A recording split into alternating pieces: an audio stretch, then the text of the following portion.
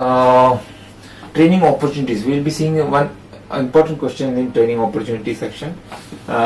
Explain various circumstances under which provisions of training is required to employees. What all are the conditions under which the provision of training is given to the employees or to be considered? The first is the new employee. Very important. If a new employee joins your company, your organization, obviously you have to provide the training. The induction training has to be conducted to make sure that the employee knows about the company policies, your what we say rules and regulations, the welfare facilities, all the things he must know. So very important.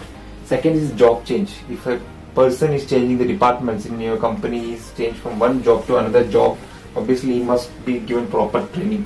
Third is the process change, where the process might be changed. For example, you can consider I will give you one example, like if an excavator is working, the flagman will be provided. So the flagman must know all the information related to the excavation, right? Similarly, if the same excavator can be used to lift the small blocks, the PFs, along with the approval, there is a provision. So not in all cases, but for some excavators the provision is there. They can lift the load also. So in that case, the rigor is deployed. Or in that case, if the company wants to use if the flagman is there, he must also know he must be provided the training related to lifting. Also, he must know what all precautions to be taken care during the lifting process, because it is a small lifting only, but still he must know what all precautions to be carried out while doing the small lifting. So there is a process is changing with the equipment, with that job. So obviously training must be provided to both the operator and both to the flagman. The new technology, new machines, new equipments are coming up. Again, people must be given the training. New legislation, if any new rules is coming from the ministries where the organization is situated, or the municipalities, the bodies, governing bodies, obviously the training must be provided. For example, the coronavirus, you can see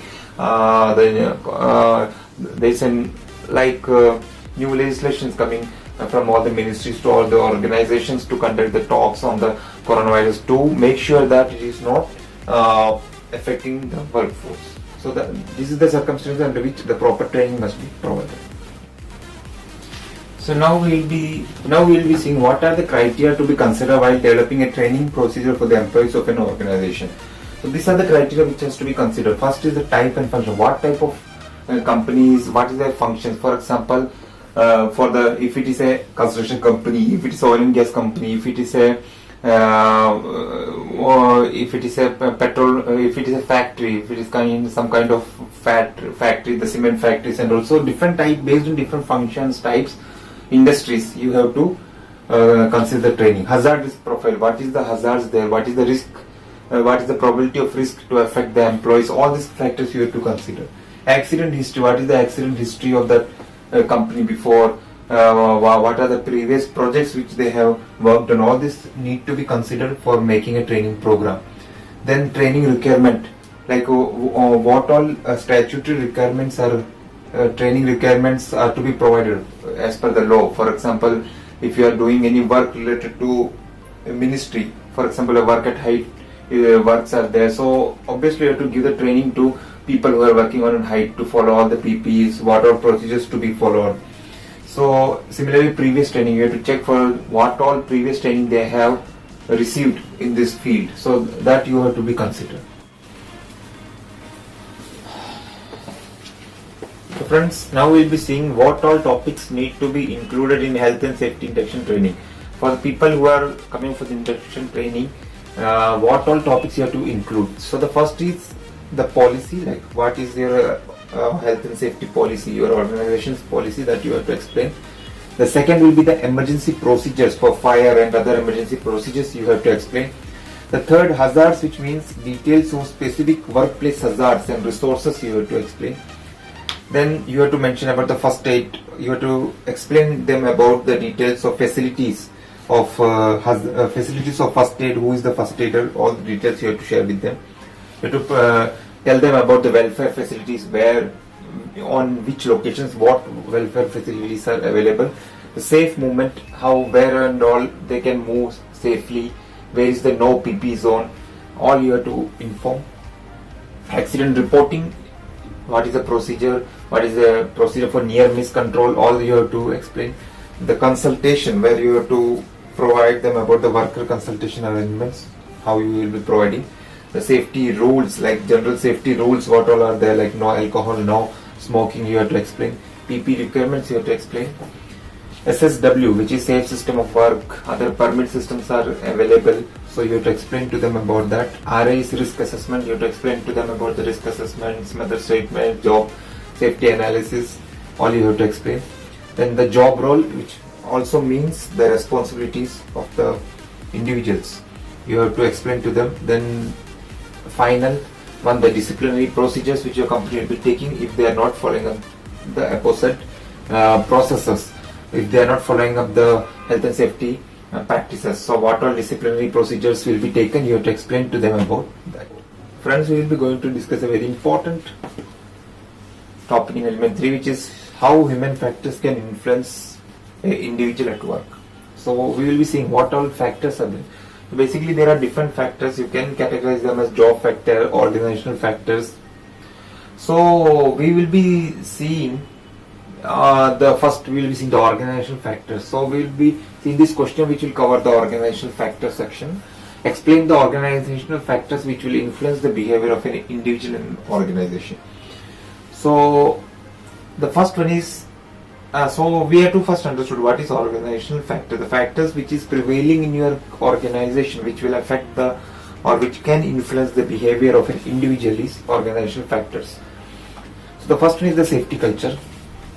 We know what is positive safety culture, the negative safety culture, so it is a very important factor which can affect the behavior of an individual, because if the company is showing positive safety culture, obviously your worker will be happy to work there, he will be very good, very pleased with the working environment. But the negative safety culture, it will show he will be very much affected with the conditions of your company.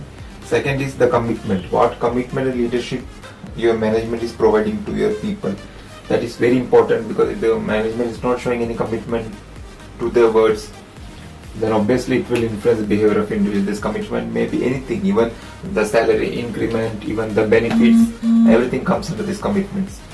Third one is resources. If the company is not providing your workforce the proper resources, the proper PP, not proper manpower also, for example, for doing some work, for lifting some work, or if you need 10 laborers, 10 helpers, but your company is not providing that 10 helpers for this work, so this load will be put on other people. Like if the company doesn't have 10 laborers to do a work and they wanted to complete this work using 5 helpers or 5 laborers, so it will again influence the behavior of an individual there, because they will be thinking the company is not supporting them.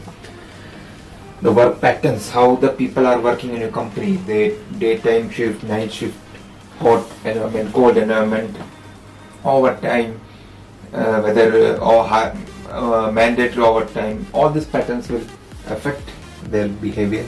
The communication, what type of communication they have, communication like how your management is showing the communication with your workforce, whether they are notified of any meetings, about any outcomes of any meetings, whether any effective communication like the verbal communication, graphic communication, the written communication is there or not. So all these are the factors. Supervision, the level of supervision is very important. If you have a very good talent, very good competent supervisor to monitor your workforce work, then they will be very happy to work, because otherwise even they will be without any confidence to execute any work without any proper supervision, and all human errors will be more. The consultation and worker involvement is an important factor. That finally the last one is the training. Without any proper training, if you intended a worker to do a work, again it will affect their behavior.